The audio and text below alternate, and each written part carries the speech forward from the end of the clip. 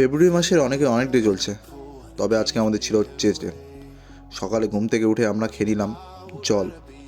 তারপর চলে গেলাম আমরা মাঠে কিছু এক্সারসাইজ করতে।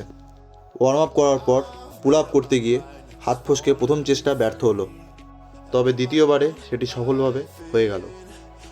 পুল আপ করার পর আমরা কিছুক্ষণ স্প্রিন্ট করলাম, দেন কিছুক্ষণ রেস্ট করে বাড়িতে এসে আমরা সবার প্রথমে ওটস খেলাম।